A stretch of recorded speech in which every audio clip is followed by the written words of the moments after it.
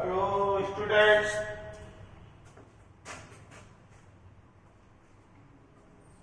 आज हम कल पिछले लेक्चर में बताया था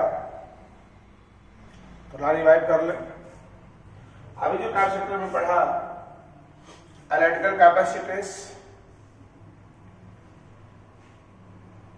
कैपेसिटी टू होल्ड चार्ज,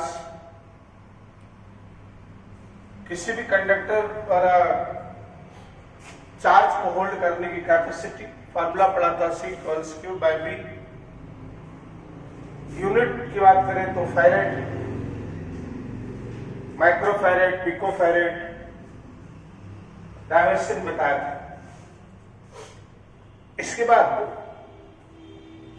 आप निकाला था electrical capacitance of isolated spherical conductor equals 4 pi epsilon naught into A is the radius of the spherical conductor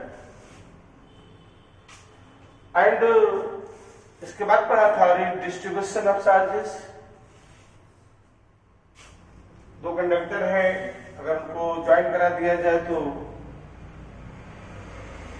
उनके बीच चार्ज का ट्रांसफर होता है, उसी रेशियो में होता है जिस रेशियो में उनका कैपेसिटेंस होता है। जोड़ने के बाद कॉमन पोटेंशियल का फॉर्मूला निकाला था और लॉस ऑफ एनर्जी जब एक कंडक्टर से दूसरे कंडक्टर पर चार्ज ट्रांसफर होता है तो कुछ एनर्जी का लॉस होता है, जिसका फॉर्मूला पड़ा था half C1 C2 by C1 plus C2 into potential difference square between them. जो एनर्जी लॉस होती है बताया था हीट एनर्जी के रूप में, लाइट एनर्जी के रूप में, साउंड एनर्जी के रूप में। और उसके बाद आपने पढ़ा था एक CPC के लिए बहुत important edition analytical capacitance of parallel plate capacitor. बीच में डाइलेक्ट्रिक स्लैब कांस्टेंट था, प्लेटों के बीच में कोई डाइलेक्ट्रिक मटेरियल भरा था जिसकी वजह से आपने एनालिटिकल कैपेसिटेंस उस पैरेलल प्लेट कैपेसिटर का निकाला था C=K epsilon naught A upon D। अब इसी को हम आगे बढ़ाते हैं, थोड़ा सा और इसको एलैबोरेट करते हैं।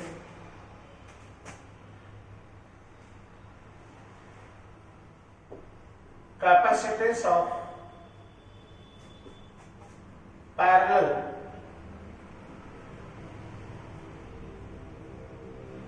Capacitor which is partially filled with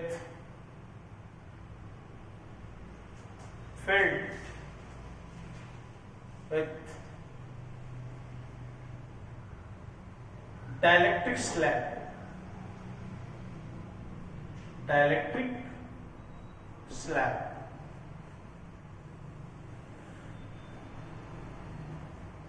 question ये कि जैसे मान लो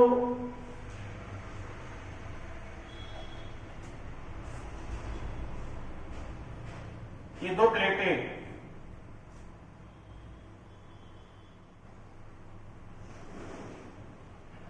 एक प्लेट है, एक प्लेट है।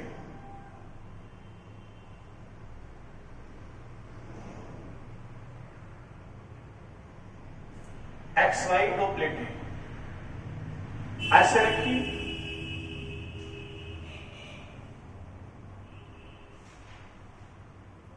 प्लेटों के बीच का सेपरेशन D, प्लेटों के बीच एक ऐसे डाइलेक्ट्रिक मटेरियल का एक स्लैब रखा है, पट्टी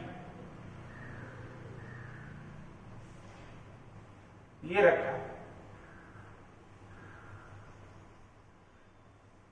जिसके थिकनेस है T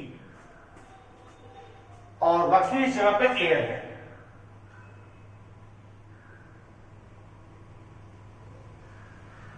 एक्स प्लेट है, वाई प्लेट।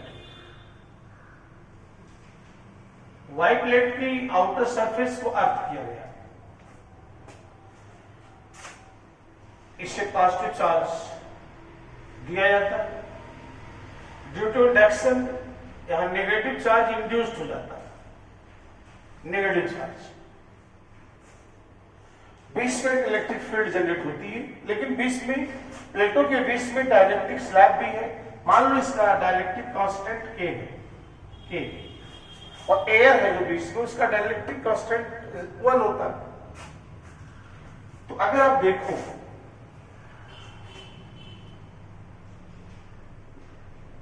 जो थिकनेस है, थिकनेस ऑफ डाइलेक्ट्रिक स्लैब, ये है T। तो thickness of air D minus T, D separation है प्लेटों के बीच का। अगर T थिकनेस का इस पर डाइलेक्ट्रिक मटेरियल है तो एयर की जो थिकनेस बची वो D में से घटा दो तो बाकी में एयर है, D माइनस टी। अगर आप देखो तो electric field in air E1 आएगा सिग्मा बाय एप्सिलॉन नॉट। प्लेटों के बीच में एक प्लेट पॉजिटिव है, दूसरी नेगेटिव है, बीच में इलेक्ट्रिक फील्ड आएगी सिग्मा बाय एप्सिलॉन नॉट। और अगर उस स्लैब में इलेक्ट्रिक फील्ड देखो तो आएगी sigma by K epsilon not. के is the electric constant of the slab or dielectric slab. So potential difference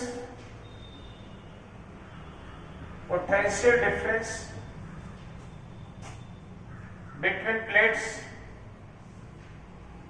potential difference क्या है? कल मैंने बताया था V इक्वल्स ED, लेकिन यहां E1 E2 अलग अलग है और थिकनेस भी अलग अलग है। तो अगर आप एयर में देखो तो E1 into D minus T, air में फील्ड सिग्मा बाय E1 और एयर की thickness D minus T, plus slab में देखो इलेक्ट्रिक फील्ड E2 और थिकनेस है टी, V इक्वल्स ED, या V इक्वल्स यह है sigma by epsilon naught D minus T plus sigma by K epsilon naught into T. Sigma by epsilon naught common, D minus T plus T by K, और sigma होता है Q by A। Q by surface charge density होती है Q by A into D minus T plus T by K. ये अगर potential difference between plates of the capacitor, तो फिर अगर हम कैपेसिटेंस निकालें, कैपेसिटेंस ऑफ कैपेसिटर, इस कैपेसिटर का capacitance C equals Q by V, Q by V की जगह पे Q by epsilon not A, D minus T plus T by K. V की जगह पर ये वैल्यू वहां रख दी, क्यों कैंसिल, कैपेसिटेंस आ जाएगा epsilon not A by D minus T plus T by K. ये कैपेसिटेंस, पैरेलल प्लेट कैपेसिटर का कैपेसिटेंस होता है C इक्वल्स एप्सिलॉन नॉट के by D minus T plus T by के। जब उस प्लेटों के बीच में पार्शियली कोई डाइलेक्ट्रिक मीडियम भरा हो T थिकनेस का, तब उसके लिए फॉर्मूला कैपेसिटेंस का A होता है। अब इसमें एक स्क्रीनशॉट ले लें इसमें या फिर इसको पास कर लें। इसमें कई केस हो सकते हैं। ऐसे देखो,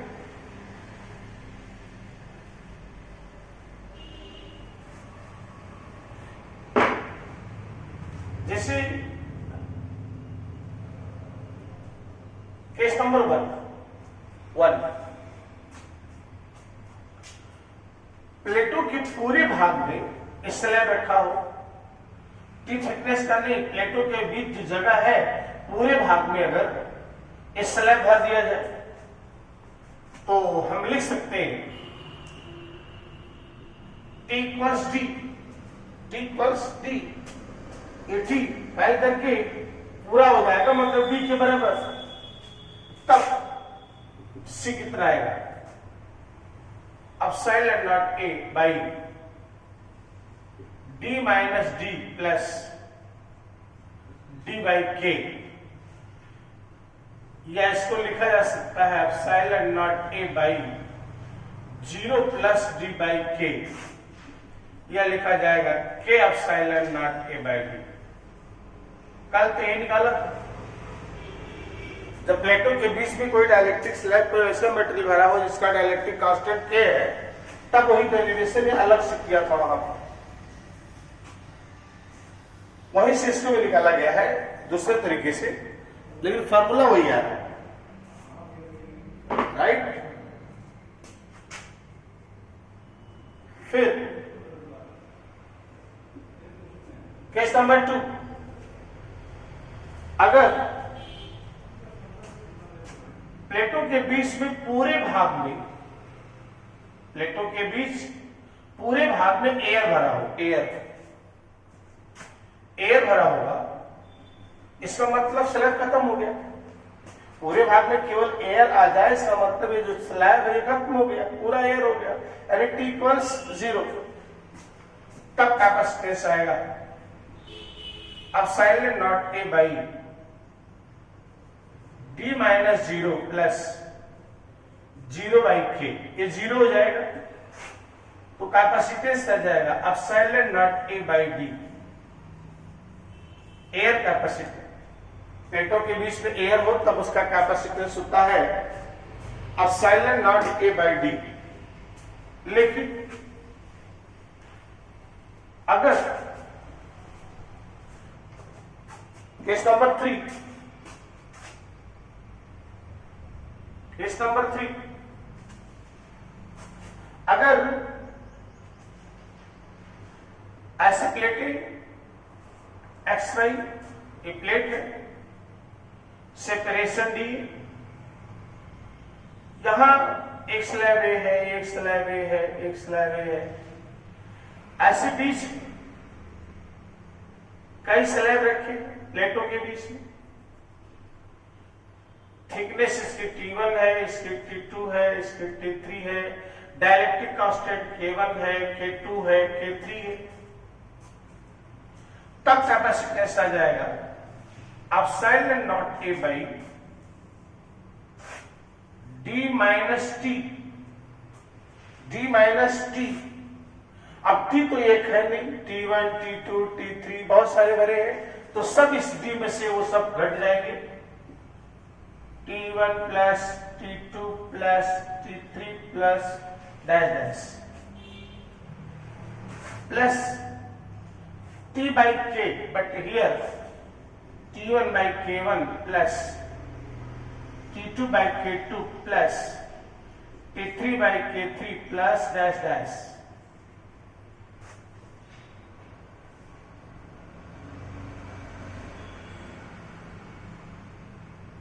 ये तब फॉर्मूला ये होता है, अगर कई स्लैब प्लेटों के बीच में रखे हो, थिकनेस उनकी T1, T2, T3 डैश हो, dielectric constant K1, K2, K3 dash हो, तब कैपेसिटेंस ये होता है। अगर मान लो केस नंबर 4, केस नंबर 4, अगर ये प्लेटें हैं दोनों X और Y, सेपरेशन वाई डी है, बीच में यहां कोई मेटल रखा हो, मेटल डाइलेक्ट्रिक मटेरियल के अलावा कोई मेटल रख दिया जाए तो वास्तव में मेटल का डाइलेक्ट्रिक कांस्टेंट होता है इनफाइनाइट। डाइलेक्ट्रिक कांस्टेंट इनफाइनाइट, तो कैपेसिटेंस क्या आएगा? Epsilon not a by D minus T plus T by के इनफाइनाइट। मेटल रख दोगे तो दोनों एक कंडक्टर प्लेट है और बीच में मेटल रखोगे तो दोनों प्लेट को साइड कर देगा, साइड। इसका मतलब कैपेसिटेंस हो जाएगा epsilon not a by T by infinite 0, that is D minus T. तब कैपेसिटेंस होगा epsilon not a by epsilon not a by D minus T. इस तरह से ये 4 केस हमने आपको स्पेशल उस फार्मूले के बारे में बताया। अभी केस और भी हो सकते हैं अकॉर्डिंग टू क्वेश्चन। जैसा क्वेश्चन पूछा जाएगा प्लेटों के बीच में क्या भरा है, कैसे है, उसकी पोजीशन क्या है, आधे में भरा है, एरिया कभी हाफ होगा, कभी डेप्थ उसकी जो प्लेटों के बीच की थिकनेस हाफ होगी। तो कई तरह के प्रॉब्लम आएगी, जो प्रॉब्लम आए तो हम आपको बताएंगे। तो ये derivation capacitance of parallel plate capacitor, parallel plate capacitor, parallel plate capacitor which partially filled with dielectric slab. इसी के साथ एक छोटा सा और देख लेते हैं कि कई बार पूछा है, उसमें आपका एनसीईआरटी में भी क्वेश्चन के रूप में है, लास्ट में एडिशनल में लास्ट में मिलेगा, फिगर आपको दिख जाएगा। कैपेसिटेंस ऑफ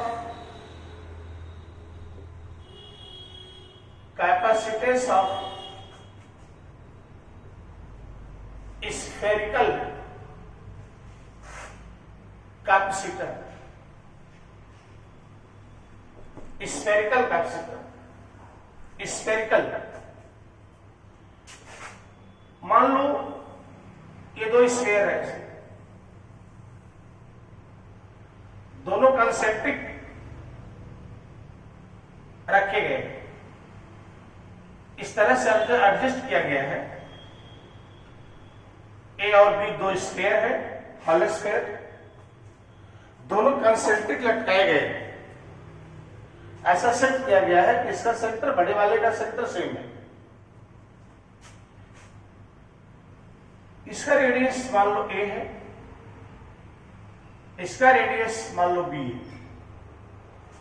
अब एसआईटी में रेडियस दिया है R1 और R2, क्या हम ले रहे हैं ए और बी। जब इस अंदर वाले स्फेयर को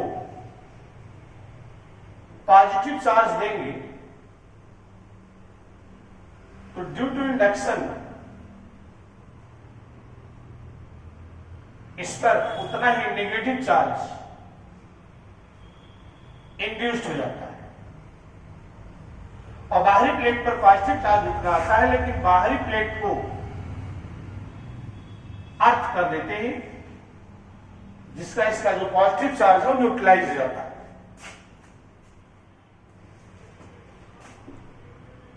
अब ये जो बीच वाला पार्ट है, दोनों स्फेयर के बीच का ये पार्ट, इसमें एक ऐसा मटेरियल भर दिया गया जिसका डाइलेक्ट्रिक कांस्टेंट K है। Dielectric constant K। वैसे अगर एयर होता तो K = 1। तो electric potential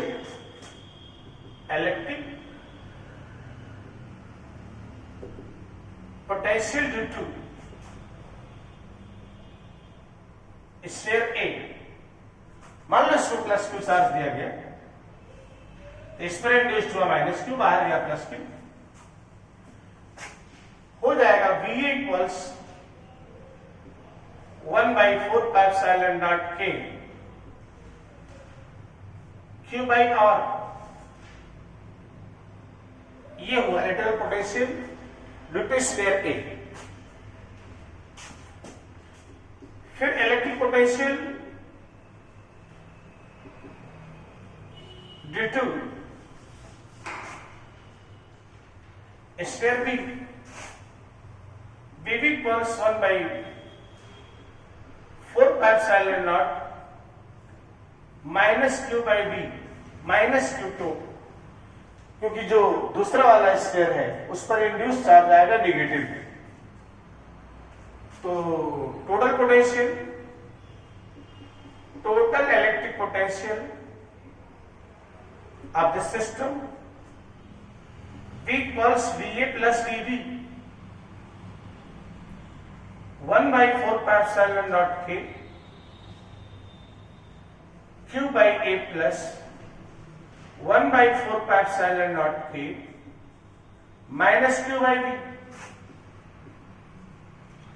Q by 4 epsilon naught K common 1 by A minus 1 by B, लिख सकते हो Q by 4 pi epsilon naught K B minus A by AB, right.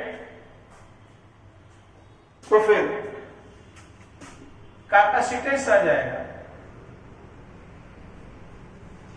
Capacitance C equals Q by B, Q by B means Q by 4 pi epsilon naught K B minus A by AB, Q cancel, capacitance आ गया 4 pi epsilon naught K AB upon B minus A। ये होता है electrical capacitance of spherical capacitor. जो SLT में prove करना है वो आपका ये है 4 pi epsilon naught into R1 R2 by R2 minus R1, ये प्रूव करना था। अगर बीच में एयर है तब स्लैब होगा तो ये होता है 4 pi epsilon naught K into R1 R2 by R2 minus R1।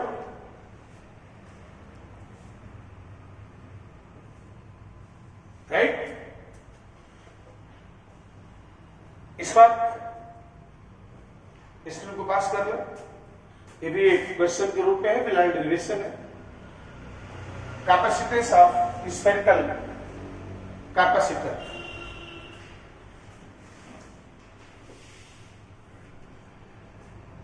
फिर हम देखते हैं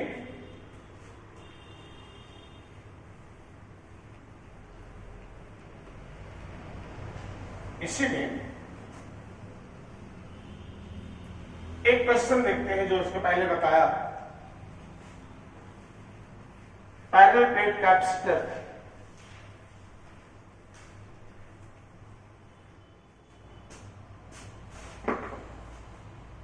एक क्वेश्चन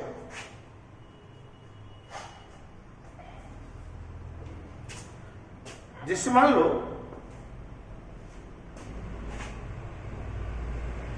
ये दोनों प्लेटें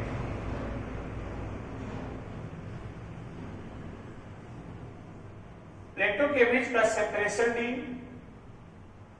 और प्रत्येक प्लेट का एरिया A, एरिया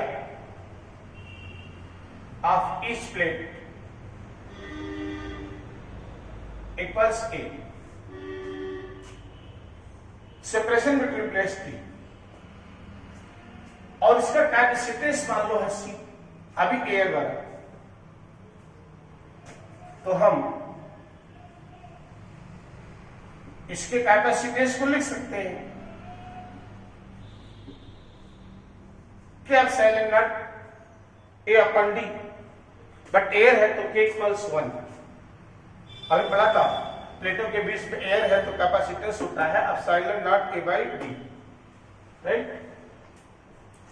अब क्वेश्चन नहीं कह रहा है इन्हीं प्लेटों के बीच में, ऐसे प्लेटों के बीच में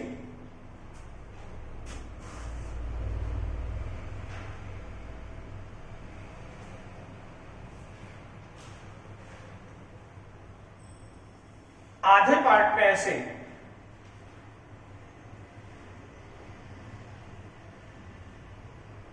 आधे पार्ट में दो मटेरियल भर दिए गए, इधर डाइलेक्ट्रिक कांस्टेंट K1 है, इधर K2, सेपरेशन वही एडी, आधे पार्ट में भरा गया D/2 D/2। अब अगर देखो तो ये दो कैपेसिटर बन गया, दो कैपेसिटर, और दोनों सीरीज में ज्वाइंट हो गए, सीरीज में। ये कैपेसिटर है, इसकी ये पहली प्लेट है, ये दूसरी प्लेट है। ये दूसरा कैपेसिटर है, इसकी ये पहली प्लेट है, ये दूसरा प्लेट है। तो पहले कैपेसिटर का दूसरा प्लेट, दूसरे कैपेसिटर का पहले प्लेट जब ज्वाइंट कॉमन प्लेट है, एक के बाद दूसरा ऐड हुआ, एक कहलाता है series combination.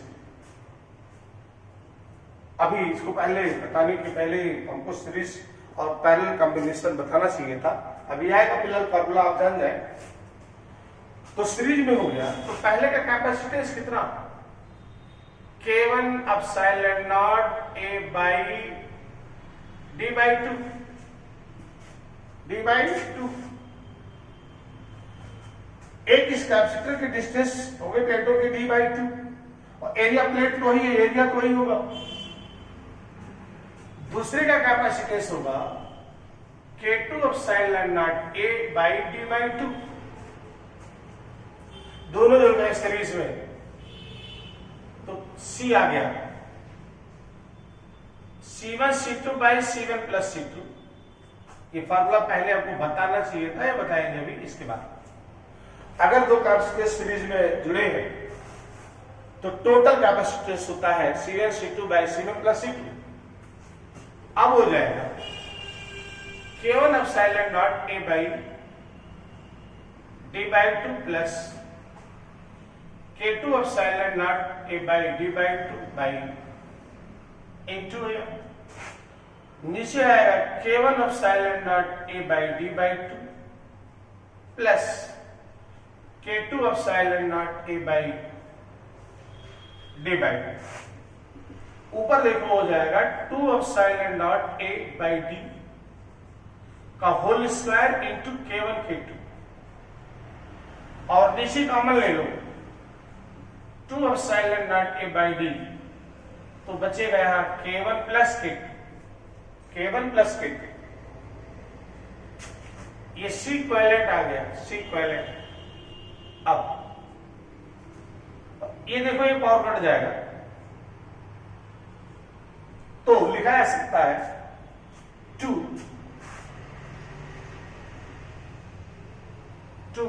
into epsilon not A by D है C के बराबर, तो 2C K1 K2 by K1 plus K2। इसको जनरलाइज ऐसे लिखा जाता है